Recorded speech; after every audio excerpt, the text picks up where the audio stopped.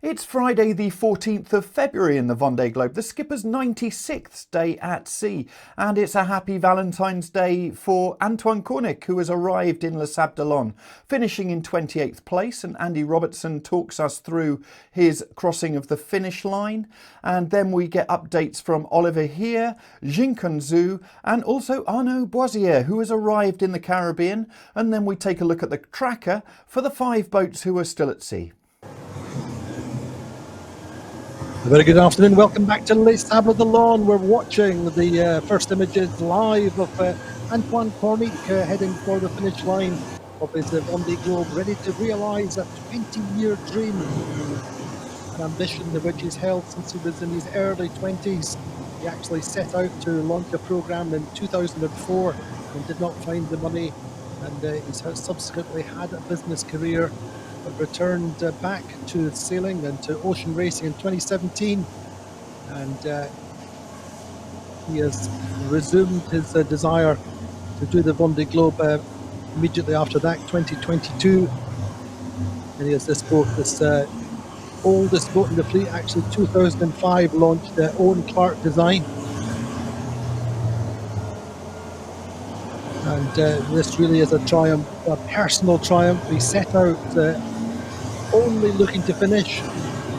He's lost several sails over the course of his race. He's had to climb the mast and repair his mast track. But this is a great moment for Antoine Cornic, who comes from the Ile de Ré, which is just down the coast out of La Rochelle. He's actually been waiting offshore, going relatively slowly, just to time his arrival beautifully in this middle of the afternoon, Friday, here in Les Sables de Lawn. Of course, it's the February school holidays here in France, and so he should get quite a nice little reception coming into the channel. It's not the most beautiful of afternoons, a little bit grey and drizzly, as you might see, but I don't think Antoine is too bothered about the weather. It's only about getting across this finish line. The Vendée Globe, as I say, has been a goal of his ever since he was a young man. He grew up pretty much with his feet in the water, learned to sail at a very young age. He says he could sail as soon as he could walk. Sailed dinghies and then raced minis. A contemporary, in fact, of Yannick Bestaven. They both did the 2001 Mini Transat, which Yannick went on to win. But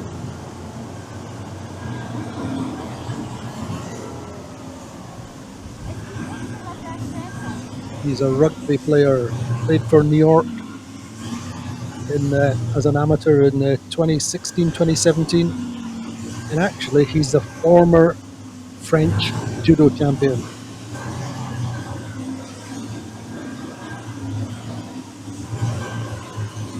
He's a big powerful guy, is Antoine, and he really has enjoyed most of his race. Struggled a little bit in lighter winds from time to time, but and he's been through some of the biggest storms of anyone in this race, seen 70 knots, maximum 75, 80 at one point. But a fantastic seaman in his own right, really competent, really accomplished.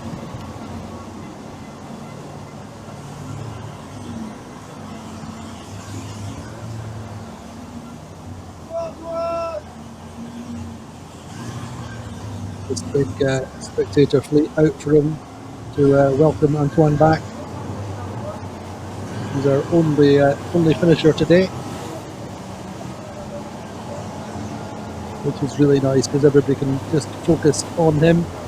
See, he comes from just down the coast, and so they say there should be plenty of friends and family. Sponsored by Huvan Immobilier, which is a national estate agent chain and real estate chain, branches all over France.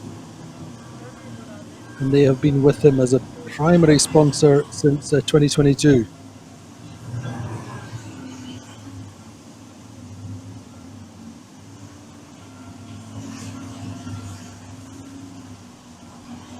And he always said pre-start he was under no pressure to achieve a result. The only pressure he was under was making sure he could finish what he set out to do. And here we go. In the next few minutes, we will see Antoine complete his Vendée Globe. Made a nice little strategic move in the South Atlantic off the Brazilian coast. He was very close at the time with Ollie Heer and with Jingkun. We're all stuck in the high pressure system, and he managed to escape. But he's now probably 2 days, a day and a half, probably 2 days ahead of Ollie, and nearly 3 now ahead of our Chinese skipper.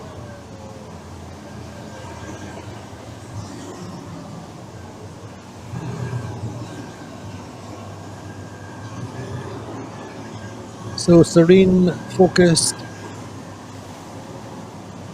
He said over recent days all he wanted to do was make sure he enjoyed these final hours, final days of his Vendée Globe to the maximum. And he certainly has done that. He had some nice images of the last sunset from a couple of nights ago, in no big hurry coming in, as he just sought to time his arrival in the middle of this afternoon, coming into the weekend. In fact, I think our 14 weeks since the start this weekend.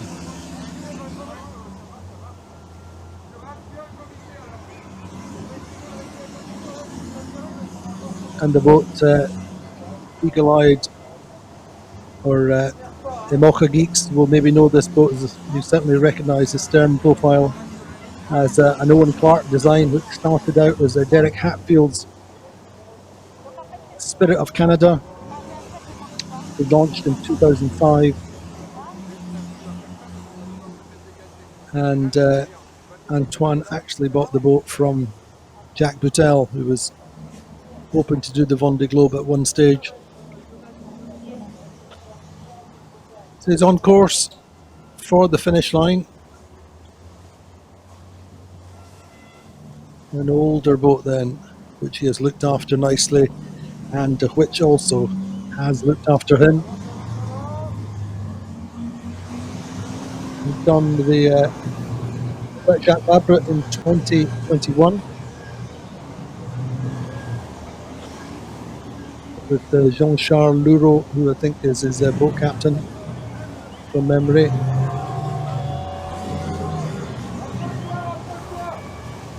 So there we go. The job is done, I think. Antoine Cornic then is super happy man. I think he's just about to get to the line. He's going to go on the bow, as is traditional, thanking his mast. In fact, I think, believe it or not, his mast was a replacement which came from Sam Davis's team.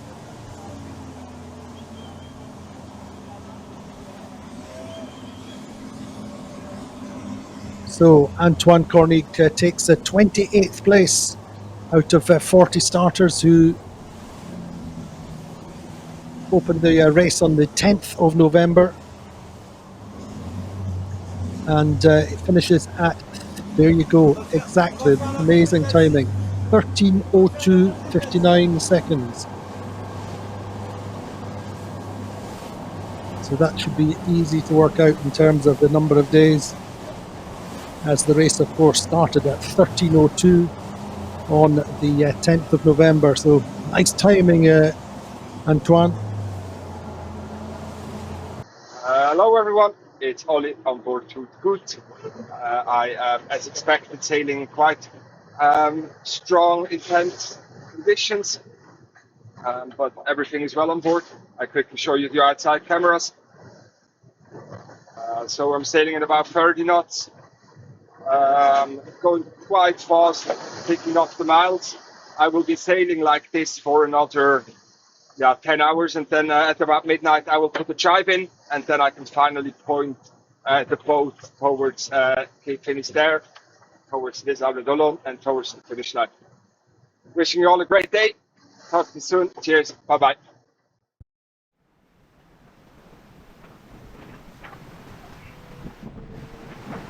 好了，朋友们，现在是12号的午夜，然后我们现在船上的发电机出现了问题，所以能源现在已经出现了问题，这将会非常的致命，可能甚至会终止我们的比赛。所以我现在准备连夜要把我的水力发电机安装和维修起来。看看身后的月亮，今天虽然是元宵节，但是对我来讲是一个非常艰难的日子，这非常的危险。我现在正在午夜的时分，准备要下到船尾去安装水力发电机的支架，因为马上就要来大风了，我必须要赶在来大风之前争取完成这个工作。我要尝试一下，但是这非常的危险。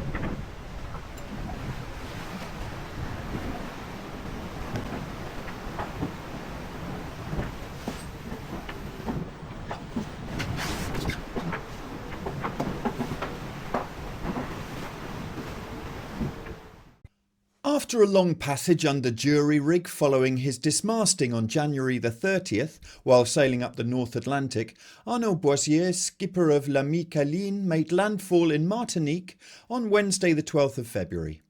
His boat will soon be loaded onto a cargo ship which will take his boat back to mainland France. On reaching land, Arnaud said, "Honestly, I went through all the emotions during this epic, but in the end it did me good.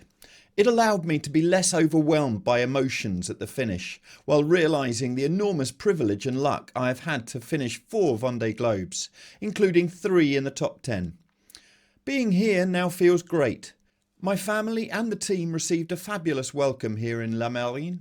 There were leisure sailors here, and even Vendéans passing through Martinique made the detour to come and see me. When you abandon a race and arrive in a place where you are not supposed to be, it's almost embarrassing, but here it was huge. That's also the magic of the Vendée Globe." On the tracker we can see Antoine Cornic finished in 96 days 1 hour and 59 seconds, and there are 5 boats still at sea. First of all, between the Azores and Cape Finisterre with 742 nautical miles to go is Oliver Heer, and then a little bit further back just to the south we've got Jingkun, 855 nautical miles to go. As we scroll down the North Atlantic we can see just approaching the latitude of the Cape Verde Islands in 31st place Manuel Cousin, then Fabrice Amadeo, and then finally Dennis van Weenberg. Thank you for watching today. We're going to continue bringing you news from the Vendée Globe when we can, and many other events from the world of sailing. So please do subscribe to our channel using the button down here, and do take a look at sailworld.com and yachtsandyachting.com, where we bring you so much more from the racing world.